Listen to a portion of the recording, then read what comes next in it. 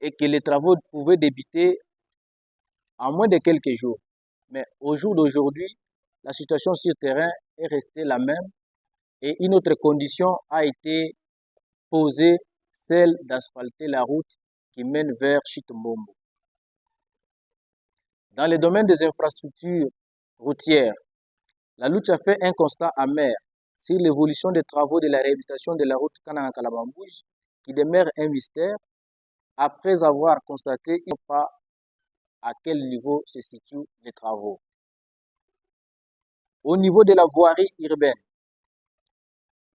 chers confrères de la presse et chers Congolais, vous êtes sans ignorer que nous allons totaliser bientôt 2 ans que les travaux de la voirie urbaine ont été arrêtés suite à l'annulation du contrat entre le gouvernement congolais et l'entreprise KEC7 dans le cadre du projet Chilégine. Cet arrêt a occasionné la dégradation de la voirie urbaine jusqu'à causer mort d'hommes et plusieurs dégâts matériels. Eu égard à ce qui précède, la lutte indexe le ministre des Finances, à l'occurrence M. Nicolas Kazadi, les BSECO à travers son directeur provincial, M. Madi Moulumba, comme les seuls responsables du blocage de plusieurs projets qui sont en chantier sur toute l'étendue de la province. La lutte relève aussi les points ci-après considérés comme éléments du blocage. Il n'y a pas le suivi. Il y a manque de suivi de tous ces projets. Il y a les retards dans les décaissements des fonds. Il y a le clientélisme dans les choix des entreprises pouvant opérer dans la province du Kasaï central. Il y a aussi un nouveau système, celui de la rétrocommission qui entre aussi en danse. Les différents éléments entrent en collision avec le manque de volonté politique et l'inaction politique des élus de la province qui n'ont pas été à la première ligne afin de bousculer les choses au Parlement. Souvent, nous avons considéré que nos élus sont souvent impliqués que quand il s'agit des nominations ou des recommandations des militants ou de leurs proches au niveau de la province. Mais quand il s'agit des questions d'intérêt général au niveau provincial, là, il n'y a pas de l'unité entre nos élus. Pour terminer, chers frères de la presse, la lutte interpelle les autorités, tant nationales que provinciales, à un contrôle sérieux sur les différents projets dans la province et sollicite l'implication personnelle du chef de l'État pour interpeller le ministre des Finances, à l'occurrence M. Nicolas Kazadi, qui est cité dans tous les blocages de ces différents chantiers qui sont restés inachevés. La lutte appelle à des actions parlementaires communes aux nouveaux élus aux élections de 2020 et 2023. Par ailleurs, la lutte se réserve aussi le droit d'initier les actions citoyennes pacifiques contre les entreprises qui exécutent les différents projets dans la province et aussi contre le gouvernement à travers le ministère des Finances qui est cité dans les manigances pour le décaissement des fonds. Je pense que ce sont les quelques points que nous allons échanger avec vous, mes très chers frères de la presse. Hormis les points que nous avons cités, vous êtes sans ignorer que nous avons parlé peut-être au début du projet volontariste de Lubondaï qui a connu aussi les mêmes sorts comme les autres. Aujourd'hui, nous ne connaissons pas à quel niveau se trouvent ces projets. Il y a plusieurs projets, peut-être que nous avons aussi oublié ou que nous n'avons pas voulu intégrer ici. Il y a aussi la lutte anti-érosive qui pose problème, mais on sait que cette lutte peut avoir de l'impact. C'est lorsque la voirie urbaine, à travers les projets Chilégelo, sera lancée, nous trouverons une solution durable. Et de l'autre côté, tous ces projets-là n'ont pas un financement. Voilà pourquoi nous avons appelé pour discuter avec vous sur ces différents points. Du reste, je dis et je vous remercie. Il veut savoir en quelle qualité, je ne sais pas si je vais dire la même chose que ce que vous avez dit, en quelle qualité et par quel mécanisme nous sommes arrivés, nous sommes arrivés à identifier tous les projets qui n'ont pas connu un bon développement ici dans la province. Donc, c'est ça la question. Je ne sais pas si vous pouvez répondre. Oui. Merci beaucoup. Je pense que nous sommes parvenus à répertorier tous les projets ici en blocage par rapport à notre suivi.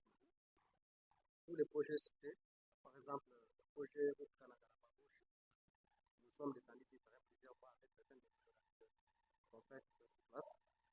On a vu comment les travaux n'évoluent pas, on a apprécié la qualité du travail, n'était pas du tout bon. Nous avons plusieurs fois interpellé les acteurs impliqués dans ce projet, entre autres déjà des taux d'investissement, que nous avons même écrit quand nous avons appris qu'il y avait des travaux et puis l'acheminement de certaines machines ou des facteurs de l'autre côté au Kassai. Nous avons pris contact avec les gens de cette entreprise. Nous étions dans le point de presse, ce n'est pas le point de presse, mais c'était ce que Emmanuel Bloumberg était derrière moi, c'était le point de presse, voilà, gens en sac là-bas, dans le polyvalence.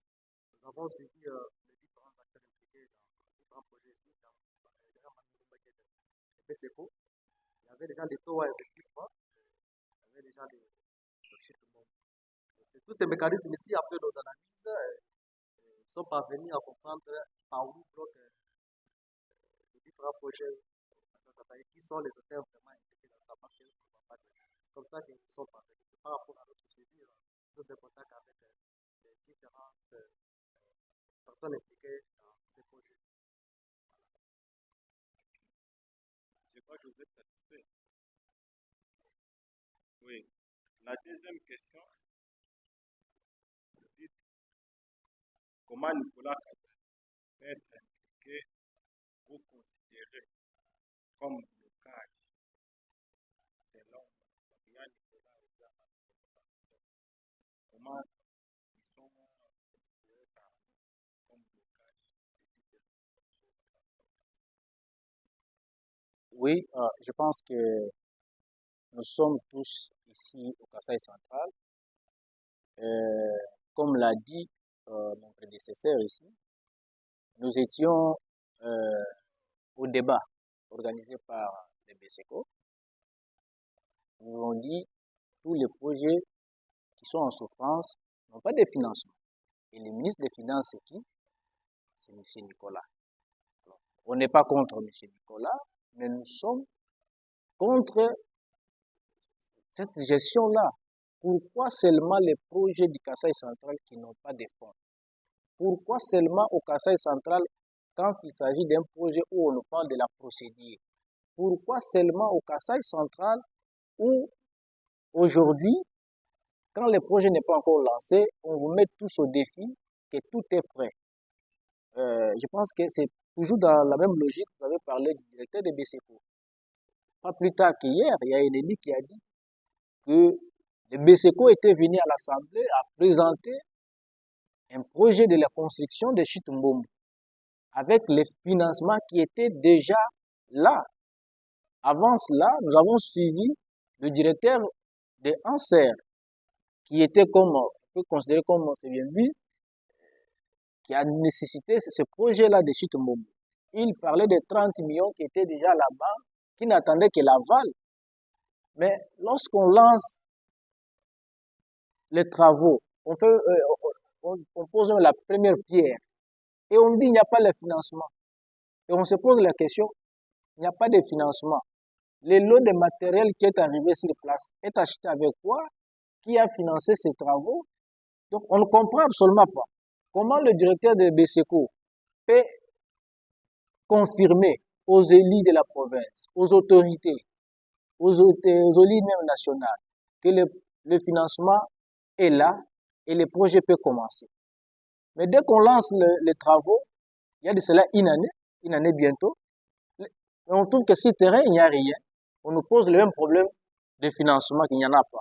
Donc, on trouve qu'il y a un jeu là qui est en train d'être joué. On ne comprend pas. BSECO parle de financement.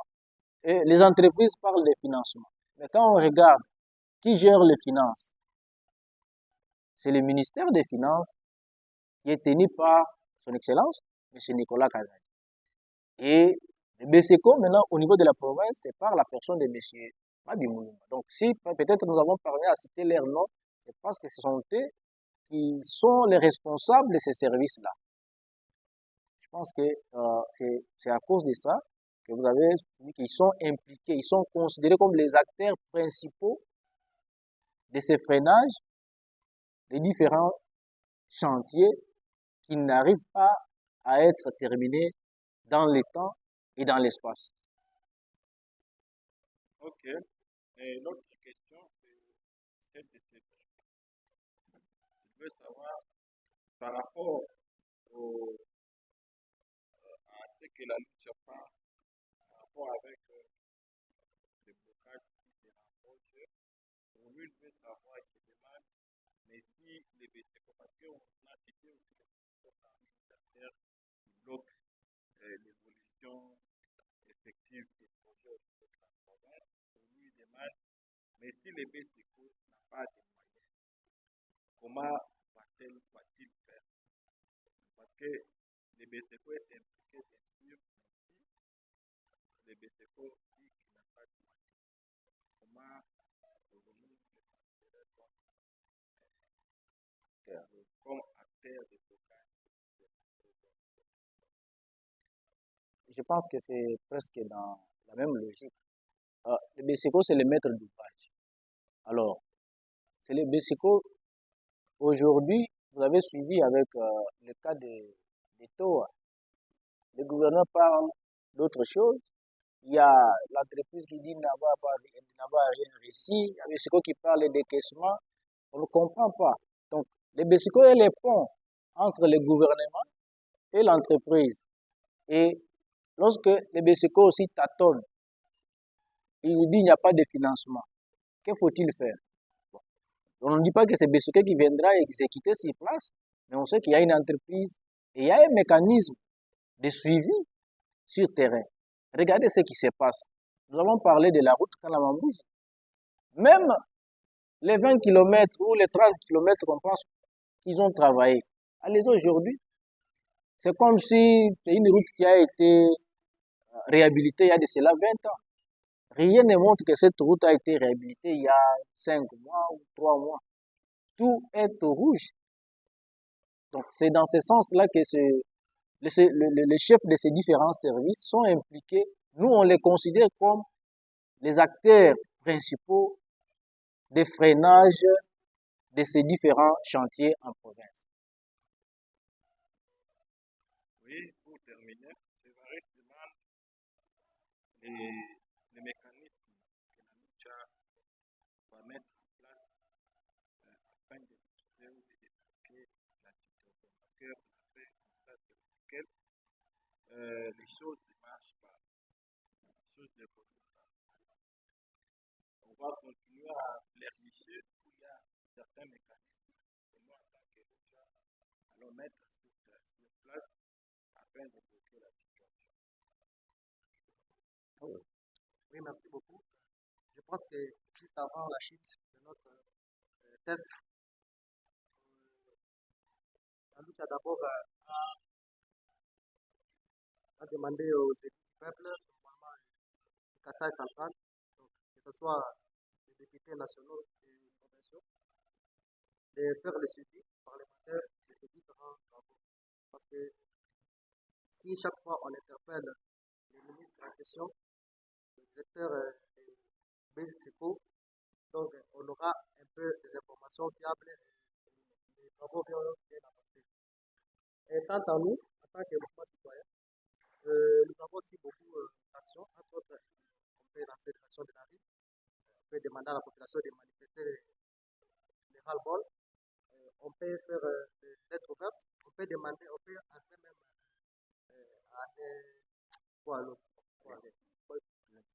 à l'insoumission. Voilà. Demander à la population de ne pas payer des taxes parce que ça ne profite rien à la province. On peut aussi faire des déclarations comme le président. Pourquoi pas initier des actions judiciaires contre les acteurs impliqués au cas où nous avons des preuves suffisantes. Voilà. Je pense que pour le compléter, notre objectif ne sera pas d'amener la population à l'obéissance, non. Mais par contre, nous pouvons mobiliser la population à ramener ces autorités au bon sens. Parce que si aujourd'hui, le premier quinquennat est passé comme ça, c'est parce qu'on voulait que tous nous soyons dans les dialélos, qu'on puisse seulement chanter chef de l'État, oui, c'est notre chef de l'État. Mais nous devons aussi profiter. Et le chef de l'État a dit, vous avez suivi tous lors du processus de serment, que les erreurs du passé ne doivent pas se répéter. Alors, nous, en tant que mouvement citoyen, nous voulons lui montrer déjà, on ne peut pas corriger une erreur, on ne s'est pas rendu compte qu'il y a une erreur. Aujourd'hui, les gens parlent, bientôt il y aura un nouveau gouvernement, il doit y avoir un nouveau programme d'action. Si dans d'autres provinces, ils auront le nouveau projet, nous serons dans l'obligation de terminer les anciens projets. Donc, nous risquerons d'être les derniers peut-être, même s'il n'y a pas une classification, mais en termes de réalisation, on peut dire que le Kasaï central est resté comme la dernière province. Pourquoi? C'est parce que tous, on voulait seulement être dans les dialélos, on voulait seulement être à croire que le chef d'État est le nôtre, sans que nous puissions prendre nos responsabilités en main en tant que citoyens pour demander aux autorités de réaliser ce qu'ils nous ont promis. Ok, nous pensons que nous sommes arrivés. Il y a des mots. Répondez, puis on Ouais. va à la dernière question. Bon, je pense que ce sont les experts. Je pense que ce sont les experts qui ont défini les 18 mois. Nous, notre problème, c'est de mettre les financements, de mettre les fonds disponibles. Parce que même si on dit que le projet va prendre 3 jours, nous on dit ok, mais que les fonds soient disponibles pour que les travaux se réalisent dans les 18 mois. Parce que nous, on n'est pas experts dans ce domaine, mais nous, notre problème, c'est les financements. BSECO étant comme